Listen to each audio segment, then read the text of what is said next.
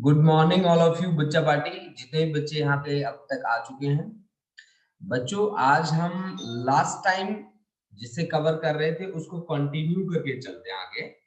ठीक है।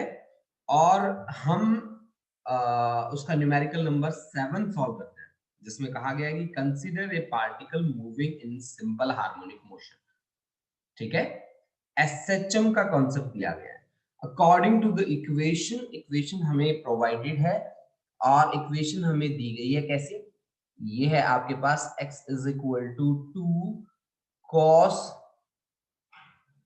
50 pi into t plus tangent inverse 0.75 0.75 ये हमें इक्वेशन दे रखी है बच्चा लोग। तो अब देखो बेटा, इन्होंने क्या कहा कि हमारे पास अगर यहीं से मैं वेलोसिटी को चेक करूं तो वेलोसिटी क्या बनेगी? आप कहोगे कि सर डेरिवेटिव ले लो dx बाय dt। तो अगर मैं डेरिवेटिव लूं तो को का डेरिवेटिव हमेशा नेगेटिव होता है, तो -2 साइन कितना आएगा 50 pi into t plus tangent inverse 0.75 की वैल्यू आप निकाल लो। कैसे? 0.75 यहाँ पे मैं वैल्यू निकाल रहा था, ये देखो टेंजेंट इनवर्स 0.75 को आप बोलते हैं 3/4 बोलते हैं। तो 3/4 वैल्यू कब आती है? यहाँ मेरे ख्याल से अगर आप 60 पे चले जाएं तो उसकी वैल्यू हो जाती है 0.8, जो काफी मेरे ख्याल से ज्यादा हो जाएगी। ठीक है। तो फिर कितनी वैल्यू आनी चाहिए उसकी? ये आना चाहिए बच्चा पार्टी लगभग टेंजेंट मतलब आपका tan इनवर्स 0.75, तो ये लगभग आप 30 डिग्री ले लो। चलो कोई बात नहीं, लगभग 30 डिग्री ले लो। 30 डिग्री को रेडियन में कन्वर्ट कर लो। डिग्री को रेडियन में कन्वर्ट करने का क्या, कैसे कन्वर्ट करते होते हैं? पाई बाय 180 से मल्टीप्लाई करेंगे, है ना? पाई बाय 180 से मल्टीप्लाई करेंगे तो आपके पास आ जाएगा बच्चा पाई बाय 6। ठीक है, पाई बाय 6 रेडियन, क्योंकि यहाँ पे बात रेडियन की हो रही है। तो प्लस मैं कर देता हूँ यहाँ पे टेंजेंट इनवर्स 0.75 की जगह पाई बाय 6। पाई बाय 6 वैसे मैं वैल्यू ज्यादा ले रहा हूँ बच्चा, ठीक है, इतनी वैल्यू नहीं होती, लेकिन मैं अप्रोक्सीमेट करके और उसे मतलब कंसीडर कर रहा हूँ कि पाई बाय 6। ठीक है। चलो अब अपनी बात को आगे बढ़ाते हैं। और dx बाई dt हमने किया, dx बाई dt हमने किया तो को का डेरिवेटिव नेगेटिव होता है, तो नेगेटिव आपका साइन आ गया 50 pi T plus pi by 6। अब t का मल्टीप्लायर कौन था? t का मल्टीप्लायर है 50 पाई, तो यहाँ 50 पाई से भी मल्टीप्लाई करो। ये तो मेरी वेलोसिटी आ गई जी बच्चा, और ये मेरा ऊपर डिस्प्लेसमेंट बैठा है। अच्छा, दो बातें तो मेरे को पता चल गई। अब आगे सुनते हैं इसकी बात की क्या पूछ रहा है हमसे, और उसके अकॉर्डिंग हम परफॉर्म करते हैं। इसने कहा कि where x is in centimeter, t is in second. ठीक है। The motion is started at t is equal to 0। ठीक है। When does the particle come to rest for the first time? ये रेस्ट में कब आएगा? रेस्ट में तब आएगा जब इसकी वेलोसिटी क्या हो जाएगी? 0। और वेलोसिटी में कौन सा ग्राफ है आपके पास? साइन वाला ग्राफ है। तो साइन वाले ग्राफ, साइन के ग्राफ की स्टार्टिंग कहां से होती है? साइन 0 की वैल्यू कितनी होती है? 0। तो 0 से स्टार्टिंग होगी उसकी। साइन का ग्राफ ऐसा होता है बच्चा, आपको पता है ना, साइन का ग्राफ ऐसा होता है। जबकि कोस का ग्राफ कैसा लोगे आप? कोस का ग्राफ हमेशा ऐसा होता है, ये याद रखना बच्चा पार्टी आप। ठीक है ना, ये कोस का ग्राफ है, क्योंकि कोस 0 की वैल्यू कितनी होती है? +1 होती है। ये तो साइन का ग्राफ है जो मैंने आपकी स्क्रीन पे बना के दिखाया है, और ये कोस का ग्राफ है। ठीक है ना, ये बात आप याद रखना। तो यानी कि ये 0, ये हो गया जी 180 पाई, क्योंकि यहां से लेकर यहां तक एंगल कितना बनता है? 180 डिग्री। फिर यहां से लेकर यहां तक एंगल कितना बनता है? 360। पाई से लेकर 2 पाई तक, ये आपका साइन का ग्राफ। तो वेलोसिटी आपकी 0 कहां पे हुई बताओ? वेलोसिटी आपकी 0 हुई एट एंगल कितना? पाई पे। पाई पे वेलोसिटी 0 हुई, दिख रही है आपको? पाई पे, 2 पाई पे, फिर 3 पाई पे, ऐसे। तो यानी कि अगर हम क्या करें कि साइन पाई ले लें, यानी कि आपका जो साइन ऑफ v तो आपने 0 रख दिया। देखो v is equal to 0 at angle is equal to pi. तो फिर आप इसको आगे बढ़ाओ, इसका मतलब है v जीरो कर दिया तो साइन के अंदर वाली टर्म भी क्या हो जाएगी, इसके बराबर हो जाएगी pi T plus pi by six. ये पूरी की पूरी टर्म किसके बराबर होनी चाहिए बेटा, ये होनी चाहिए पाई के बराबर, साइन पाई के बराबर। That should be equal to sine pi. Sine pi क्या होगा, साइन 180 डिग्री क्या होता है, साइन 180 डिग्री होता है साइन 90 प्लस 90। ठीक है, तो cos 90 cos 90 की वैल्यू जीरो होती है। ठीक है, जीरो है। तो साइन, साइन से साइन कट गया, आपके पास बचा 50 pi T plus pi by six, that is equal to pi,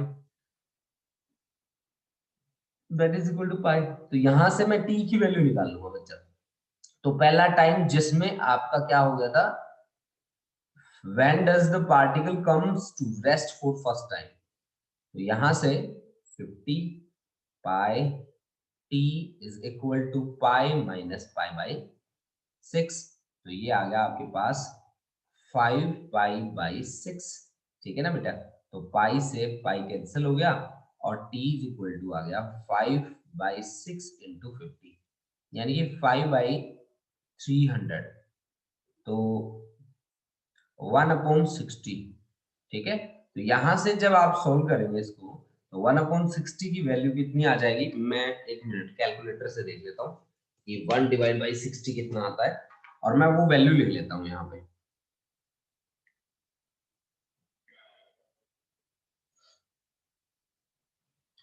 1 divided by 60, ये आ गया भाई बच्चा पार्टी आपके पास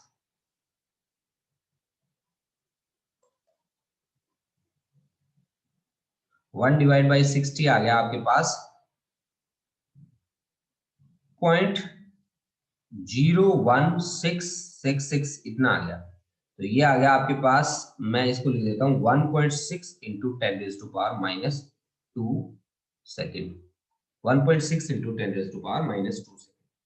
ठीक है भाई, तो ये वो पहला टाइम आ गया जिसके लिए पार्टिकल आपका रेस्ट में आया है। इसने कहा कि when does the particle first comes to rest, when does the particle first comes to the rest for first time, तो रेस्ट फॉर फर्स्ट टाइम के लिए टाइम मेरे आ गया 1.6 इंटू, ठीक है, वेरी गुड, बहुत बढ़िया बच्चे। When does the particle first comes to the rest, वो टाइम हमारे पास आ गया 1.6 into 10 raise to power minus 2 आ गया। अब दूसरा क्वेश्चन देखो उसने क्या किया हमसे, दूसरा क्वेश्चन, दूसरा क्वेश्चन बी पार्ट में पूछा है when does the particle comes to rest for second time. एक दूसरा क्वेश्चन और भी है भाई बच्चों इसमें, इसमें दूसरा क्वेश्चन मैं यहां लिखता हूं कि पहली बार एक्सेलरेशन उसका जीरो कब होगा, when does acceleration will be zero for first time, when does acceleration will be zero for first time, first time. ये क्वेश्चन भी बना हुआ है भाई बेटा इसमें, ये पता नहीं इसमें मेंशन क्यों नहीं है। अब देखना बच्चा कि आपने डिस्प्लेसमेंट निकाल रखा था, वेलोसिटी निकाल रखी थी, अब यहां से एक्सेलरेशन भी निकाल सकते हैं मेरे ख्याल से। तो एक्सेलरेशन क्या होगा, एक्सेलरेशन होगा dv बाई dt।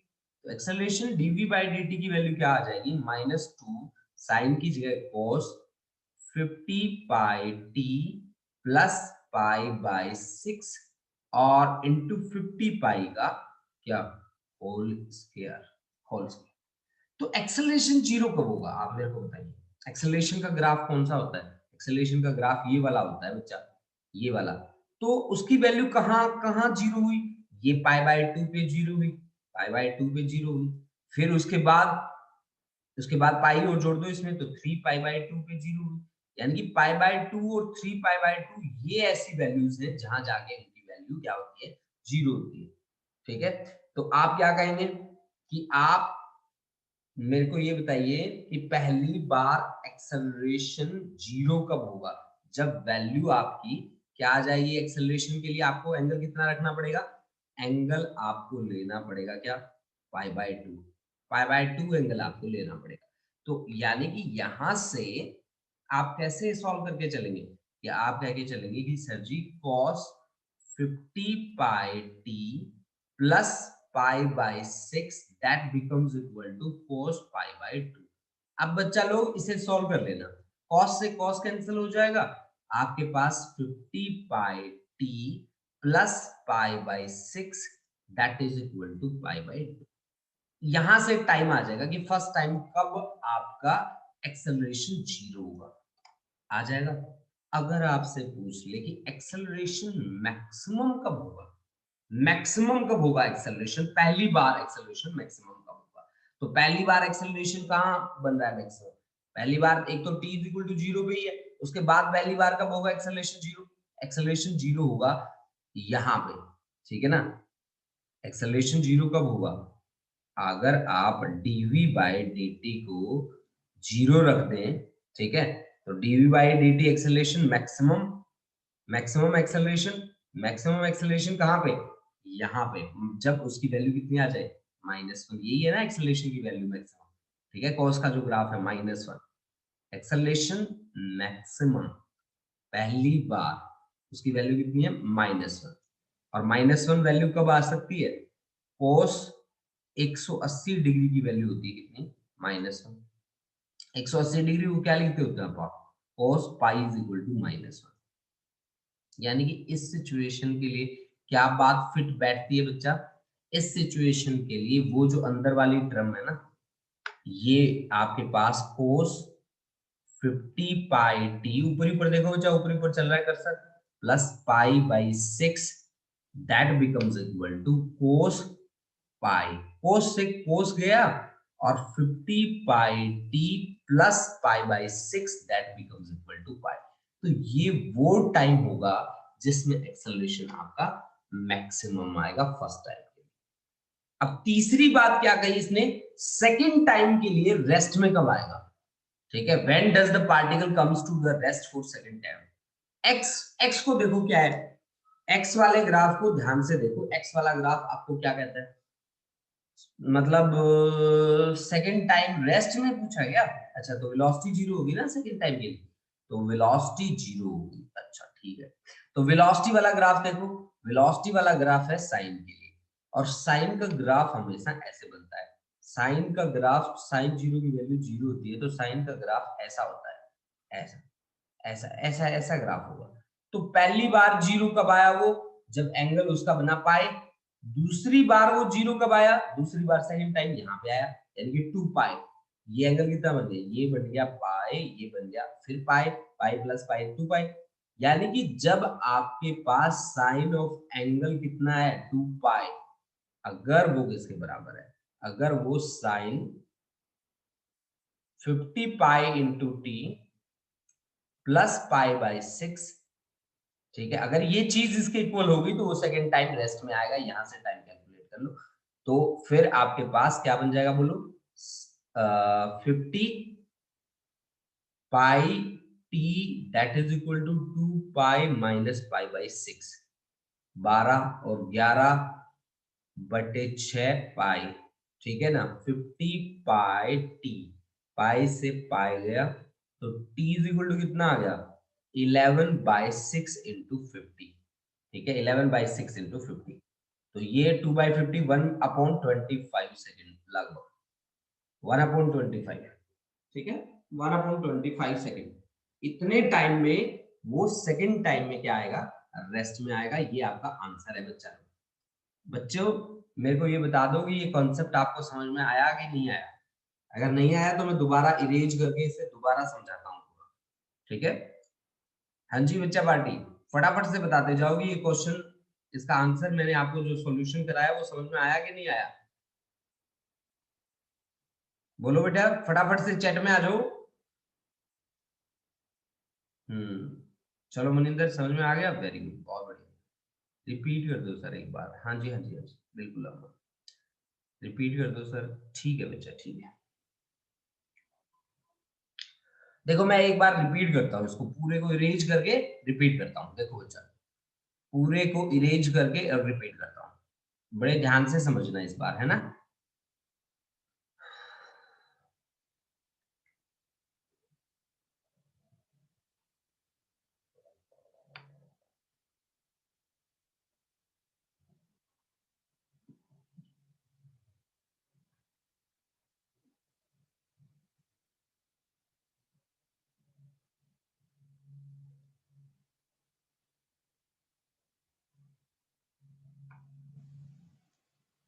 देखो ये बच्चा लोग क्या चीज है, क्या हमसे पूछा गया। देखो यहाँ पे ना सबसे पहला टास्क तो आपके पास यही बनता है कि टेंजेंट इनवर्स 0.75। जैसे कि मान लो टेंजेंट 30 डिग्री की वैल्यू होती है। टेंजेंट 30 डिग्री वैल्यू कितनी होती है? मान लो कि आपके पास टेंजेंट 30 होता है, साइन 30 अपॉन कोस 30, तो 1 अपॉन अंडर रूट 3 वैल्यू आती है उसकी। तो वो लगभग है ना इसके इक्वल ही आ जाती है। 1 अपॉन अंडर रूट 3 को सॉल्व करोगे तो 0.6 कुछ वैल्यू आती है, 0.69 करके। ठीक है, तो इसके इक्वल आ जाती है। टेंजेंट 30 की वैल्यू आप मान लो 0.75 मान लो, एक बार मान लो, तो 30 डिग्री आपके पास कितना आ गया? टेंजेंट इनवर्स ऑफ किसका? 0.75। ये तरीका होता है बच्चा एंगल निकालने का। अब 30 डिग्री को रेडियन में कन्वर्ट करो। 30 डिग्री को रेडियन में कन्वर्ट करूं तो पाई बाई 180 से मल्टीप्लाई करना पड़ेगा। ये क्या बन जाएगा फिर? रेडियन। तो ये कितना रेडियन बन गया? पाई बाय 6 क्या? रेडियन। Pi by 6 radian. अच्छा जी, यानी कि टेंजेंट इनवर्स 0.75 की वैल्यू पाई बाय 6 रेडियन है। ठीक है, तो अब मेरी इक्वेशन क्या बन जाती है? ध्यान से देखो। अब x इज इक्वल टू बन जाता है मेरा 2 कोस क्या? 50 pi t plus pi by 6। ये मेरी इक्वेशन बन गई। अच्छा ठीक है, इसको मान लो इक्वेशन नंबर 1 मान लिया। अब इसी से आप वेलोसिटी निकाल लो। वेलोसिटी निकालने के लिए को का डेरिवेटिव नेगेटिव होता है, तो -2 साइन अंदर वाली टर्म एज इट इज लिख दो। पहली बार तो लिख दी, पहली बार आपने अंदर वाली टर्म एज इट इज। अब t का मल्टीप्लायर कौन है? 50 पाई, तो 50 पाई भी लिख दो। इक्वेशन नंबर होगी सेट। एक्सेलरेशन भी निकाल के रख लो। a is equal to -2 sine की जगह अब cos क्या आ जाएगा? 50 pi t plus pi by 6। और ये 50 पाई है ना, एक 50 पाई और आ जाएगा, तो 50 पाई का हो जाएगा होल स्क्वायर। इक्वेशन नंबर 3 हो गया। अब देखो इसने क्या कहा, the motion is started at t is equal to 0। ठीक है, अब इस बात को फॉलो करेंगे। When does the particle come to rest for first time? देखो आपको क्या पूछा कि when does the particle comes for rest for first time. First time वो रेस्ट में कब आया? अब आप रेस्ट में जब आएगा वेलोसिटी क्या हो जाएगी उसकी? 0। अब वेलोसिटी किसमें? साइन में। और साइन 0 की वैल्यू कितनी होती है? 0। तो इसका साइन का जो ग्राफ होता है ना वो हमेशा ऐसा होता है, ऐसा ऐसा ऐसा ऐसा ग्राफ होगा। अगर मैं आपसे पूछूं कि t इज इक्वल टू 0 पे जब वो चला, उसके बाद पहली बार रेस्ट में कब आया? पहली बार रेस्ट में तब आया जब एंगल कितना बन गया? पाई एंगल बन गया। जब एंगल कितना बन गया? यहाँ पे रेस्ट में होगा ना वो। यहाँ पे तो मोशन में है, यहाँ पे भी मोशन में, यहाँ पे भी मोशन में, यहाँ पे रेस्ट में, फिर यहाँ पे रेस्ट में, फिर यहाँ पे रेस्ट में, ऐसे रेस्ट में पाई 2 पाई 3 पाई 4 पाई। यानी कि पाई जब एंगल हो जाता है ना साइन पाई, तो रेस्ट में आ जाता है। मतलब अब रेस्ट में आएगा तो फ्रॉम टू रेस्ट में आएगा तो वेलोसिटी 0 होगी। अब v 0 होने का मतलब क्या है? इसका मतलब है कि आपका sine 50 pi into t plus pi by 6, इसकी वैल्यू भी क्या आ रही है? 0। इसकी वैल्यू 0 कब आ सकती है? Sine pi. जब साइन पाई की वैल्यू भी 0 होती है तो sine pi is equal to 0। तो अब देखो इसका अल्टीमेट रिजल्ट क्या आया कि sine 50 pi T plus pi by 6, और ये आपका आ गया साइन पाई के बराबर। तो साइन से साइन कट गया। अब आपके पास क्या बचा? 50 pi T plus pi by 6 that is equal to pi. यहां से सोल्व कर लो, टी निकाल लो बच्चा। तो टी आपके पास आ जाएगा यहाँ पे 1.6 इंटू 10⁻² सेकेंड। नंबर एक बात। अब नंबर दूसरी बात सुनो। दूसरी बात इसने क्या कही कि व्हेन डज एक्सेलरेशन मैक्सिमम और 0। ठीक है ना, एक्सेलरेशन पहली बार एक्सेलरेशन मैक्सिमम कब होगा? एक्सेलरेशन को देखो ध्यान से, क्या है फॉर्मूले में? फोर्स है ना। When does acceleration is maximum, मैं मैक्सिमम बताता हूं आपको, 0 का तो आप कर ही लो। When acceleration is maximum for first time, for first time, तो एक्सेलरेशन का ग्राफ कैसा होना चाहिए? कोस का ग्राफ होना चाहिए। तो कोस का ग्राफ कहां से स्टार्ट करेगा? यहां से, क्योंकि कोस 0 की वैल्यू होती है मैक्सिमम। ऐसे ऐसे ऐसे। तो पहली बार उसकी मैक्सिमम वैल्यू कितनी है? -1। पहली बार तो 0 से स्टार्ट होने के बाद पहली बार तो -1 ही है ना मैक्सिमम वैल्यू। तो फिर आप बताओ क्या होना चाहिए? Acceleration is maximum. -1 वैल्यू कब होगी? जब आपके पास जो रिजल्ट आया कोस क्या 50 pi T plus pi by 6, इसकी वैल्यू -1 जब हो जाए तो एक्सेलरेशन मैक्सिमम होगा। इसकी वैल्यू -1 कब हो सकती है? जब कोस की वैल्यू कितनी आ जाए 180 कोस पाई, तो कोस से कोस कैंसिल हो गया। अब यहाँ इसको इक्वेट कर दो 50 pi T plus pi by 6 that is equal to pi, और देख लो टी इज इक्वल टू यहाँ पे भी कितना आ जाना चाहिए 1.6 इंटू 10⁻⁻² -2 सेकंड आ जाना चाहिए। ठीक है, अब तीसरी और आखिरी बात देखो बच्चा क्या कहा इसने, when does the particle comes to the rest for second time. अब आपको रेस्ट में लेके आना है पार्टिकल को, ठीक है। ऊपर ही ऊपर देखो, ऊपर ही ऊपर आपके पास v वाला जो ग्राफ है वो साइन वाला ग्राफ है, तो साइन में ऐसे ऐसे चलते होते हैं आपको। ऐसे पहली बार रेस्ट में कब आया? जब एंगल पाई था। दूसरी बार रेस्ट में कब आया? जब एंगल 2 पाई था। यानी कि वेलोसिटी में साइन वाले फैक्टर को बाहर ले आओ, तो साइन वाला फैक्टर है 50 pi T plus pi by 6। दूसरी बार कब रेस्ट में आया? जब साइन ऑफ एंगल कितना होगा 2 पाई। अब है ना भाई, साइन से साइन कैंसिल कर दो, ठीक है। 50 pi T plus pi by 6 that is equal to 2 pi, और आप निकाल लो यहां से टी की वैल्यू, ठीक है ना। तो ये था पूरा का पूरा क्वेश्चन और इसके पीछे का लॉजिक।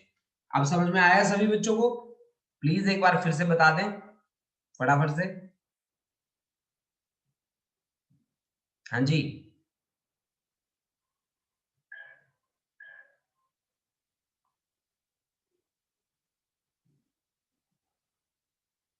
बिल्कुल। चलो अमन को भी समझ में आ गया, कंवल, खुशदीप, वंशिका, हरलीन, यानी कि सभी बच्चों का क्लियर हो चुका है मेरे ख्याल से। जसलीन, वेरी गुड, बहुत बढ़िया।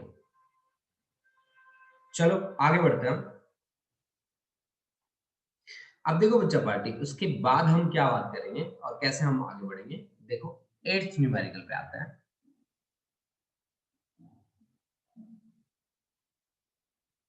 हाँ जी, 8th न्यूमेरिकल को देखो भाई बच्चा, बहुत ही ध्यान से कवर करना है इसको, ठीक है। देखो भाई बच्चा लोग, ये कहता है कि consider a simple harmonic motion of time period t, ठीक है।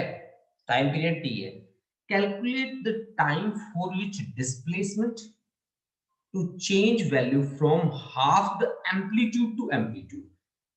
मतलब आपका एम्पलीट्यूड हाफ हो जाना चाहिए क्या? ठीक है जी। मतलब आपको कहा गया कि एक सिंपल हार्मोनिक मोशन है जिसका टाइम पीरियड टी है, आपको कैलकुलेट करना है time for the displacement to change the value from half the amplitude to amplitude, half the amplitude to amplitude. ठीक है भाई, ठीक है। चलो बढ़ते हैं इसकी बात पे आगे, ठीक है। और कैलकुलेट द टाइम टेकन, ठीक है। टाइम निकालना है आपको जिसमें एम्पलीट्यूड आपका क्या हो जाए, हाफ हो जाए, ठीक है। चलो कोई बात नहीं। देखो भाई, जो जनरल इक्वेशन मैं बता के चला हूं आपको, वो इक्वेशन है आपकी general equation of SHM, that is y is equal to a sin omega t plus five, a sin omega t plus five, ये जनरल इक्वेशन है। अब मान लो कि let five is equal to zero, मैं मान लेता हूँ फाइव जीरो, तो y इज इक्वल टू क्या हो गया मेरे पास, a sin क्या ओमेगा टी, ठीक है ना। y is equal to a sin omega T.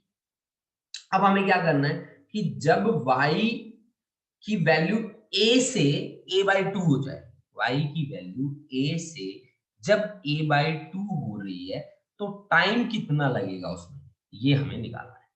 तो अब आप मान लो कि let y is equal to A, अगर y is equal to A हुआ तो आपके पास a is equal to a sine omega T, क्या कहते हो। तो साइन ओमेगा टी की वैल्यू कितनी आ गई, साइन ओमेगा टी की वैल्यू 1 आ गई। अब 1 वैल्यू किस पे आती है, तो ओमेगा टी किसके इक्वल आ गया, पाई बाई टू, क्योंकि साइन पाई बाई टू की वैल्यू 1 होती है। तो आपके पास यहाँ से मान लीजिए ये पहला टाइम है, तो इसको ओमेगा इंटू टी वन, तो टी वन, तो टी वन की वैल्यू कितनी आ गई, पाई by 2 omega, pi by 2 omega. अब ओमेगा क्या होता है भाई, पाई बाई 2 ओमेगा की वैल्यू होती है 2 पाई बाई कैपिटल टी। तो पाई से पाई कट गया, ये आपके पास आ गया टी बाई 4। ठीक है ना। तो पहला टाइम जो जिसमें y आपका a के बराबर होता है वो टाइम पीरियड का क्या होगा, 1/4 होगा। ठीक है, t बाई 4 के इक्वल होगा। ठीक है जी। अब दूसरी क्या कहा इसने, दूसरा इसने कहा कि अब y is equal to half of the amplitude. तो y is equal to a by 2 ले, y is equal to a by 2 लूं तो a by 2 is equal to क्या आ गया, a साइन ओमेगा t। मेरे ख्याल से आप सब समझ गए होंगे सभी कि कैसे अब आगे बढ़ना है। 1/2 is equal to sine omega t। अब साइन ओमेगा t की वैल्यू 1/2 कब होती है, जब उसकी साइन 30 डिग्री, साइन 30 डिग्री की वैल्यू 1/2 होती है, तो साइन ओमेगा t। ठीक है। तो 30 डिग्री को आपा क्या लिखते होते हैं, पाई बाई 6, पाई बाई 6 लिखते होते हैं ना। ठीक है, पाई बाई 6, पाई की वैल्यू 180, तो 180 अपॉन 6 30। ठीक है, फिर साइन ओमेगा टी। ठीक है ना। तो omega t is equal to pi by 6। तो यहां से इसको T2 मान लो, तो T2 is equal to pi by 6, omega की वैल्यू होती है 2 पाई बाई कैपिटल टी। ठीक है, तो पाई से पाई, तो T बाई 12। ठीक है ना, T बाई 12। ये बात आ गई भाई। तो T बाई 12 टाइम में वो कहां से कहां तक आ जाएगा। मान लीजिए कि आपके पास इस तरह का SHM की बात कर रहे हो आप, तो मान लो ये मेन पोजीशन है, मेन से ये एक्सट्रीम में जा रहा है, इसमें टाइम आपको, इसमें एम्पलीट्यूड आपका ए है, यहां तक आ गया मान लीजिए a बाई 2। तो यहां तक आने में टाइम कितना लगा, उसे टाइम पीरियड का क्या, 1/12 part, 1/12 part. This is the answer. ठीक है, बताइए बच्चा पार्टी कितने बच्चों को समझ में आया, किसी को डाउट है तो बोल दो भाई, फटाफट से बोलो बच्चा। हाँ जी।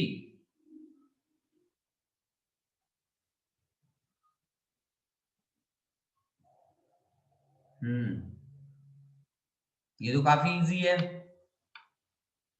हाँ जी, एक ही बच्चा बोला है, सहज ही बोला है। और बच्चा बोलो बेटा जल्दी बताओ, फिर आगे बढ़ जाएं। अमरवीर, कंवल, वंशिका, चलो बहुत बढ़िया। अब तो कई बच्चे बोल गए भाई, कई बच्चों ने बता दिया। खुशदीप, वेरी गुड, बहुत बढ़िया। बढ़ते हैं आगे नेक्स्ट न्यूमेरिकल की ओर, देखते हैं क्या है नेक्स्ट न्यूमेरिकल, और सॉल्व करने की कोशिश करते हैं। 9th न्यूमेरिकल पे आते हैं। हाँ जी, देखिए 9th न्यूमेरिकल क्या कहता है, कहता है the pendulum of a clock is replaced by a spring mass system with a spring having spring constant कितना, 0.1 न्यूटन पर मीटर, 0.1 न्यूटन पर मीटर, 0.1 न्यूटन पर मीटर। ठीक है, what mass should be attached to the spring। ठीक है, the pendulum of the clock is replaced by, यानी कि पेंडुलम ऑफ द क्लॉक, अगर मैं उसका मोशन आपके सामने रखना चाहूं तो कुछ इस तरह का मोशन होगा शायद से। ये एक रिजिड स्पोर्ट होती है, उससे आपने एक लेंथ एलिमेंट सस्पेंड किया होता है, ये उसकी मीन पोजीशन होती है, ये जो मास आपने सस्पेंड किया वो मास होता है, ये इसकी मीन पोजीशन, और ये उसकी एक्सट्रीम पोजीशन, ये उसकी एक्सट्रीम पोजीशन। ठीक है, मान लीजिए ये इसकी एक्सट्रीम है, अब मास बढ़ा है भाई, ये देखिए, ये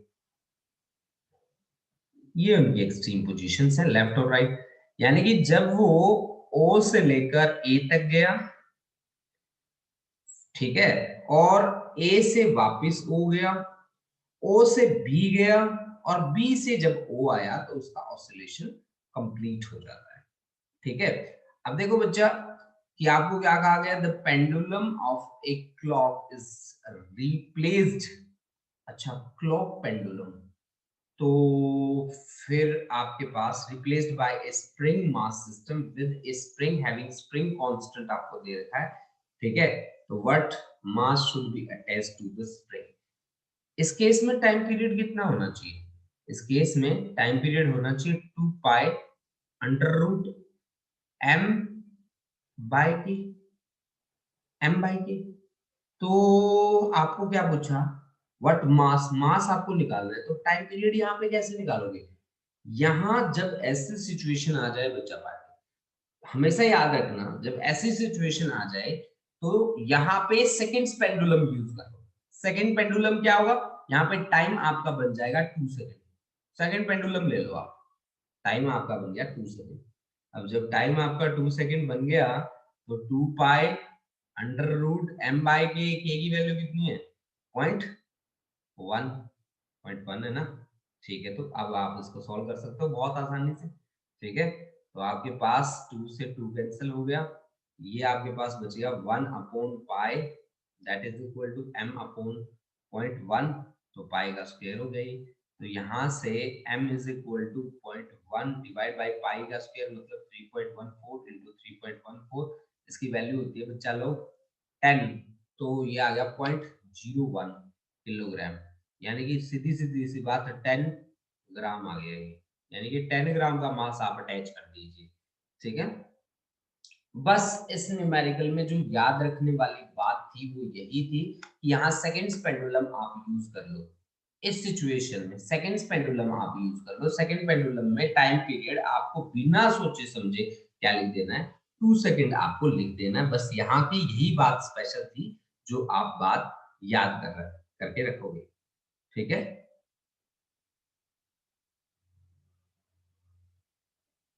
ठीक है, चलो आगे बढ़ते हैं बच्चा पार्टी।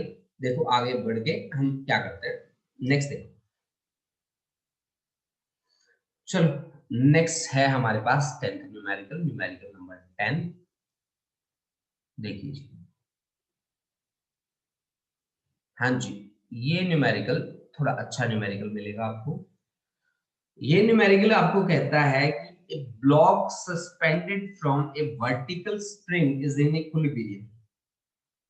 इक्विलिब्रियम में है तो दो फोर्स एक दूसरे को बैलेंस कर रही है। दो फोर्स कौन कौन सी हैं? एक तो के एक्स या के वाई वाली होगी, और दूसरा हो गया उसका वेट। सीधी सीधी सी बात बता रहा हूं मैं आपको। ठीक है, a block suspended from a vertical spring is in equilibrium.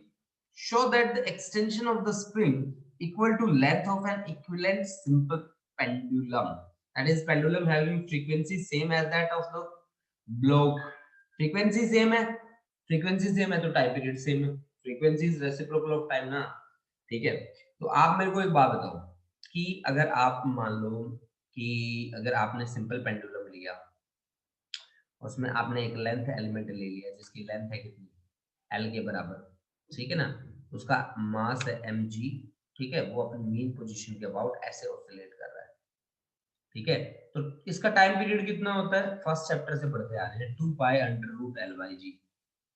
ठीक है, दूसरा इसने क्या कहा? एक वर्टिकल स्प्रिंग है। वर्टिकल कैसे होता है भाई? ऐसे होता है वर्टिकल स्प्रिंग। ये देख लो जी, ये आपका मास एक अटैच है, यहाँ से मास m अटैच है, तो यहाँ पे टाइम पीरियड क्या होता है? टाइम पीरियड यहाँ पे होता है 2 पाई m बाय की। अब आपने आपको क्या कहा? फ्रीक्वेंसी सेम है दोनों की, टाइम पीरियड भी सेम है, तो टाइम पीरियड अगर सेम है तो 2 pi under root l by g must be equal to 2 pi m by k. 2 pi को 2 पाई खा गया, अंडर रूट को अंडर रूट खा गया, तो l by g is equal to m by k, है ना? तो यहां से L इज इक्वल टू क्या आ गया? L इज इक्वल टू आ गया mg बाई के। mg क्या होता है? फोर्स, और डिवाइड बाई के, इक्वेशन नंबर 1 मान लो आप इसको। मान लिया? अच्छा ठीक है, अब आप मेरे को एक बात बताओ कि एज स्प्रिंग के केस में अगर एक्सटेंशन हुई मान लो x, तो f इज इक्वल टू क्या होगा? Minus of kx। Of course f is equal to minus of kx ही होगा अगर x एक्सटेंशन हुई तो यानी कि यहां से f बाई के इज इक्वल टू x, मतलब मैग्नीट्यूड तो इसके इक्वल ही आया ना, इक्वेट कर लो। तो f बाई 1 और 2 को इक्वेट करेंगे तो x इज इक्वल टू क्या आ गया? l। इक्वेट कर लो 1 एंड 2 को, तो स्प्रिंग में एक्सटेंशन कितना हुआ? लेंथ ऑफ पेंडुलम के बराबर। ठीक है, स्प्रिंग में एक्सटेंशन कितना हुआ? लेंथ ऑफ पेंडुलम के बराबर। नोट कर लो बच्चा लोग। ठीक है,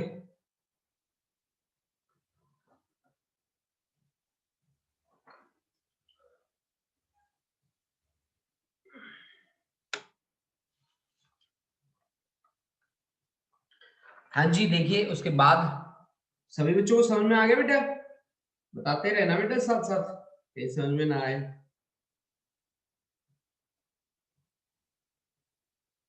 बच्चों बोलते रहना बेटा, चुप मत होना।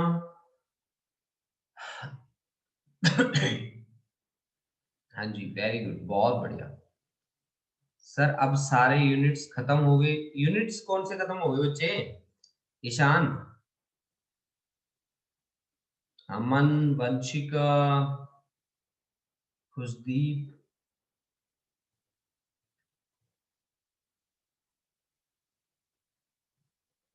सारे चैप्टर? अच्छा, ठीक है ठीक है।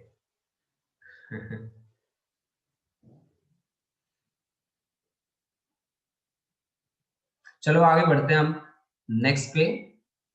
नेक्स्ट न्यूमेरिकल रखते हैं बच्चों आप लोगों के लिए, ठीक है?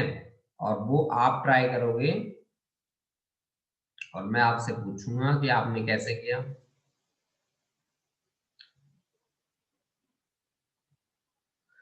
हाँ जी, देखो ये न्यूमेरिकल क्या कहता है आपको कि block of mass 0.5 kilogram having a vertical spring execute simple harmonic motion. A block of mass 0.5 hanging from a vertical spring.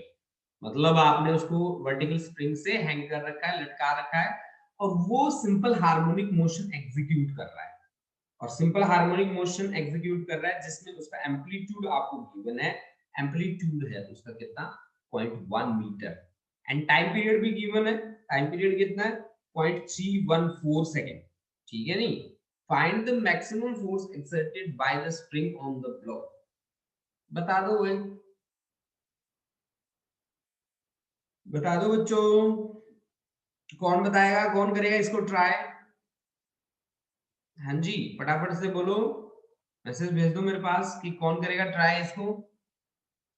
इस न्यूमेरिकल को कौन बच्चा ट्राई करेगा? ईशान ट्राई करेगा?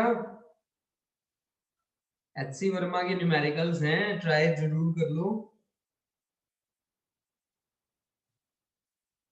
हाँ जी, चलो बहुत बढ़िया।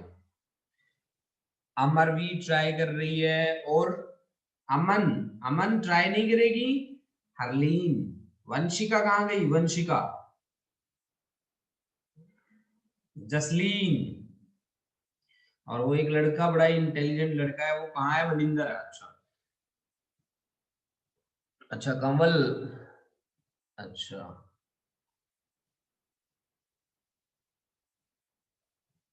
वंशिका नहीं बोल रही बेटा? Yes sir. वंशिका ट्राई कर रही हो? Yes sir. समझ में आ रहा है बच्चे? हाँ जी सर। श्योर ना बेटा? हाँ जी। चलो बेटा इसको सॉल्व करके बताओ बेटा मेरे को।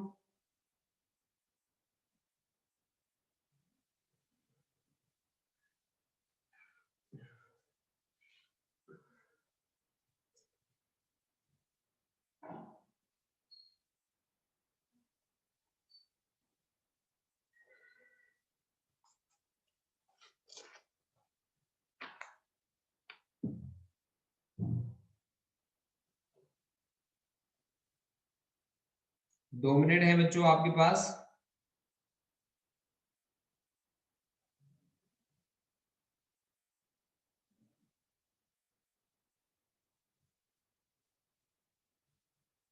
अच्छा, आंसर आ गया अमरवीर का, वेरी गुड, बहुत बढ़िया। 25 न्यूटन। जसलीन का भी आ गया, अरे मनिंदर का भी आंसर आ चुका है 25 न्यूटन। That's good. ईशान का भी आंसर आ गया, अरे बहुत बढ़िया ये तो।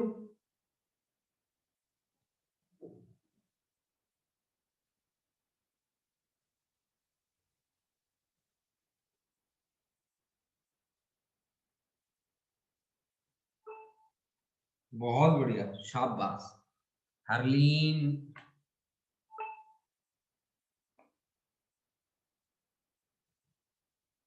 बहुत बढ़िया, शाबाश।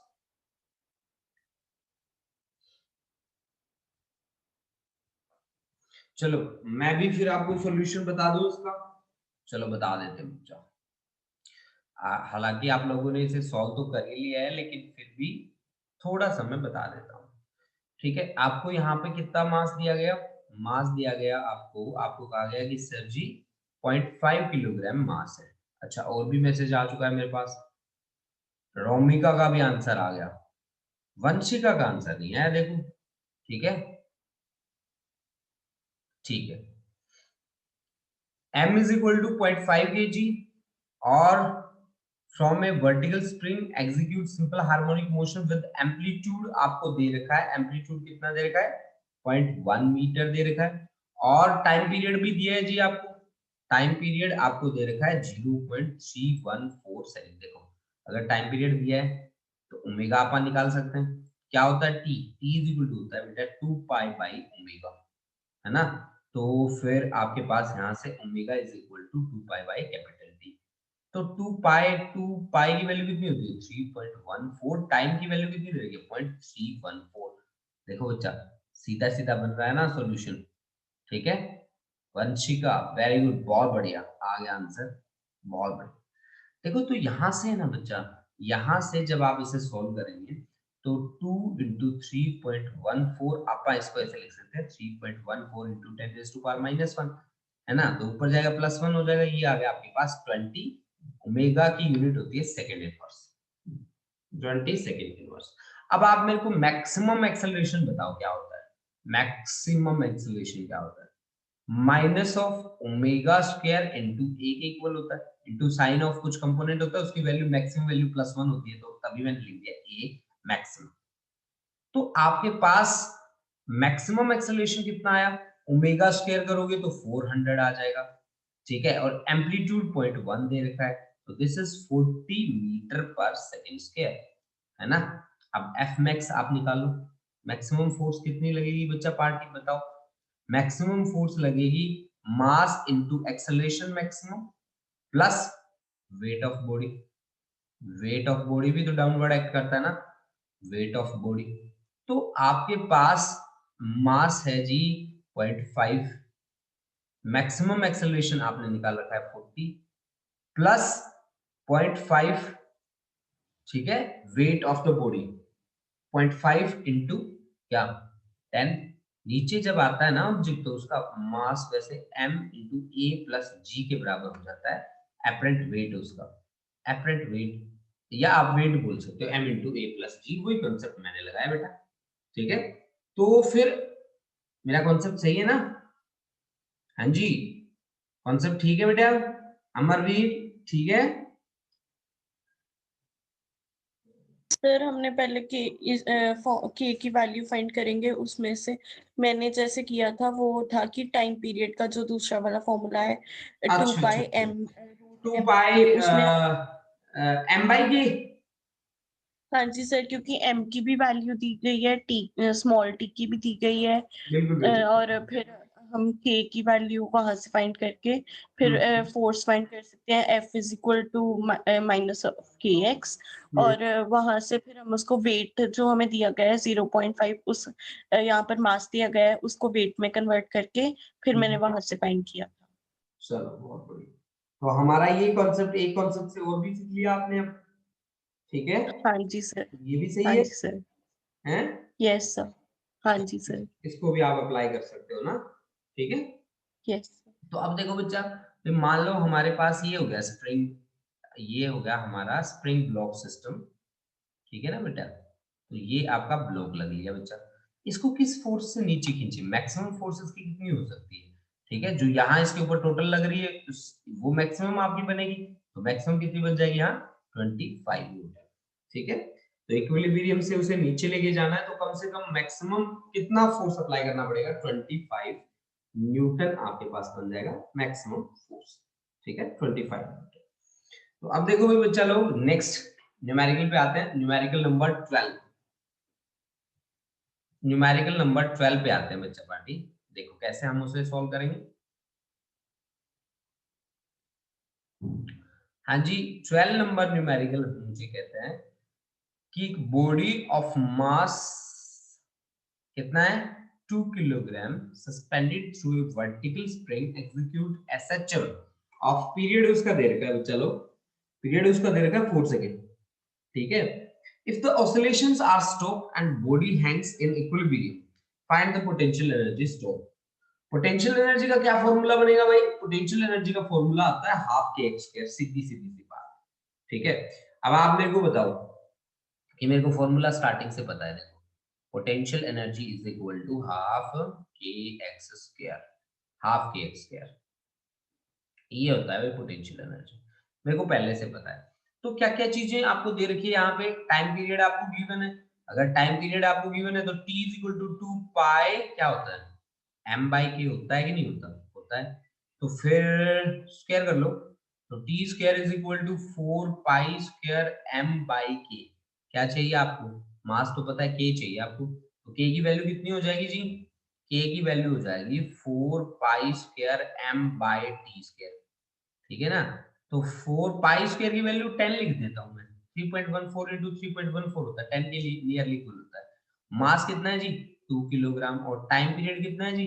4 4 जा 16, तो 4 4 जा 16, 4 2 जा 2, 5 जा, ठीक है। तो k की वैल्यू कितनी आ गई? 5 न्यूटन पर मीटर, ये k की वैल्यू आ गई बच्चा, 5 न्यूटन पर मीटर। अब f आपका देखो, आपको क्या दिया गया, ये आपको एक रिजिड सपोर्ट, ये एक आपका स्प्रिंग, इस तरह का एक स्प्रिंग, और उस स्प्रिंग से कनेक्ट है एक मास, ठीक है, जिसके पास है 2 किलोग्राम मास है, ठीक है। तो उसका वेट कहाँ एक्ट करेगा? mg, that mg should be equal to force, ठीक है। तो यहाँ पे f आपका mg, और mg किसके बराबर? kx के बराबर। तो x आपके पास कितना आ गया? mg बाई k के बराबर, ठीक है ना। mg की वैल्यू कितनी है बेटा? 2, और g की वैल्यू 10, और k की वैल्यू अभी अभी निकाली, तो x आपके पास कितना आ गया? 4 मीटर। अब आपको क्या निकालना था? Potential energy. तो पोटेंशियल एनर्जी का formula half k x square, तो हाफ के की वैल्यू है जी 5, x की वैल्यू है जी 16, तो 8 8 5 जा 40, एनर्जी क्या होती है? Joule, 40 joule answer. This is the final answer students. ये देखो हमने अभी जो न्यूमेरिकल परफॉर्म किया है वो आपका स्प्रिंग ब्लॉक सिस्टम से जुड़ा हुआ है। देखो बच्चा, मैं आपको एचसी वर्मा की एक्सरसाइज करवा रहा हूं, सॉल्व ऑसिलेशन वाली। आप भी अपने आप से उसमें ट्राई कर सकते हो, जो डाउट्स आपके आते हैं वो मेरे साथ शेयर कर सकते हो, ठीक है। आज फ्राइडे है तो आज 3:15 पे भी आपकी क्लास रहेगी, 3:15 पे मैं क्लास लूंगा आज आपकी एक्स्ट्रा क्लास, तो उसमें भी हम कुछ न्यूमेरिकल्स ट्राई करके चलेंगे, ठीक है। उसमें भी हम एचसीडी के ही न्यूमेरिकल लेके आएंगे, और मैं चाहता हूं कि ऑसिलेशन की जो एक्सरसाइज है उसका एक एक न्यूमेरिकल आपको करवा दूं, ठीक है। तो इसी बात के साथ मिलते हैं हम 3:15 पे, ठीक है। 3:15 पे नहीं, 3 o'clock ही स्टार्ट कर देंगे हम क्लास, ठीक है। तो 3 बजे मिलते हैं बच्चा पार्टी, तब तक के लिए थैंक यू बच्चा।